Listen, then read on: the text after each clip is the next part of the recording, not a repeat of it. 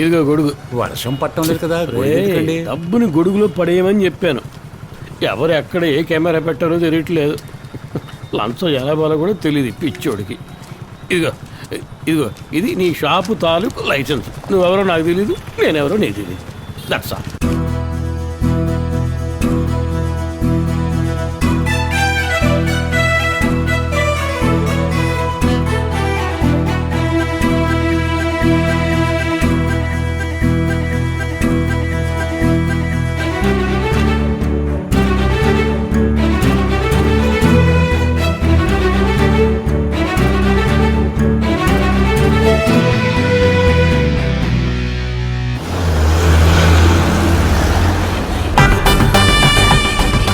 గట్టిగా పట్టుకోండి.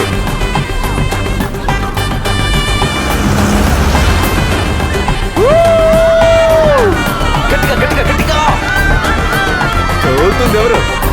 Hands free. పట్టుకోండి పట్టుకోండి.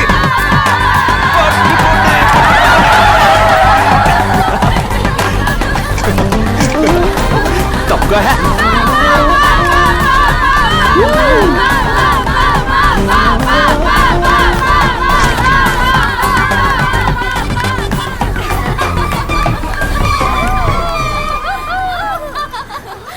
దిగిరావయ్యా.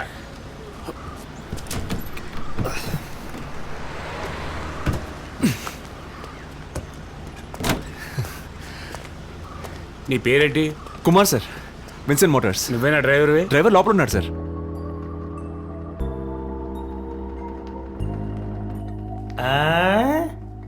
ఎలా నించున్నాడో చూడు, ఏమీ తెలియనట్టు. లాకప్లో వేసేసి ఉంటారు. హెవీ లైసెన్స్ లేకుండానే బండి నడిపాడు. ఈ మేయర్ నా భార్య కావడం వీడి భాగ్యం. తన ఇన్ఫ్లుయెన్స్ యూజ్ చేసినందువల్లే కేసు లేకుండా బయటకు వచ్చాడు. ఇదే ఇంకెవరన్నా కనుక అయి ఉంటే మినిమం 1,00,000 కమిషన్ వచ్చి ఉండేది నాకు. ఏమంటావు? అవునండి. ఈ పనికి మాలిన వాడిని పెట్టుకుని నేనేం చేయను బావా. నాకు ఏం చేయాలో అర్థం కావట్లేదు. ఆ విషయం తర్వాత చూసుకోవచ్చు కానీ నాన్న ఇలా చూడు, ఆ బస్సులో ఉన్న ఒక అమ్మాయి వీడితో సెల్ఫీ తీసుకుని ఫేస్బుక్ లో పోస్ట్ చేసింది. ఒక్కరు కాదు, ఇంకో 4 అమ్మాయిలు ఫేస్బుక్ లో పోస్ట్ చేశారు. ఇదిగో చూడండి, with my cute friend Kumar.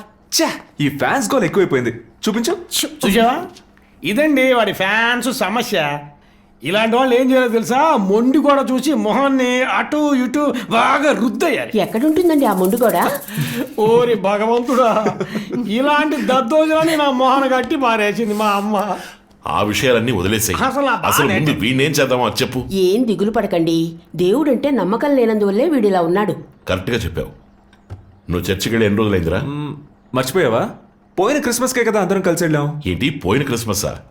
అది వెళ్ళిపోయి అప్పుడే సంవత్సరం కావస్తోంది. ఇప్పుడు కొత్త క్రిస్మస్ కూడా వస్తుంది. అయిందేదో అయిపోయింది.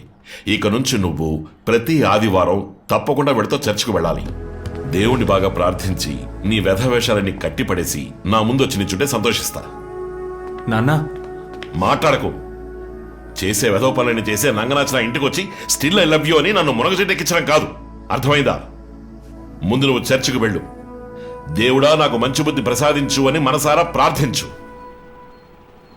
తన శరీరముతో మన దోషములను తొలగించెను, తన రక్తముతో మన పాపపు మరకలను కడిగి వేసెను. అందరము ప్రభువును స్తుతించెదముగాక. ఆమెన్. దేవుని ఆశీర్వాదము పొందిన బిడ్డలారా, ఆ గొర్రెల కాపరి నీ మీద తన దయను కుమ్మరించునుగాక. ఆమెన్.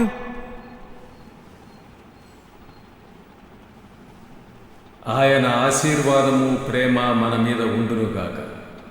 ఆయన హస్తము మనలను రక్షించుగాక, ఇప్పుడు ఎప్పుడు ఎల్లప్పుడూ. ఆమెన్.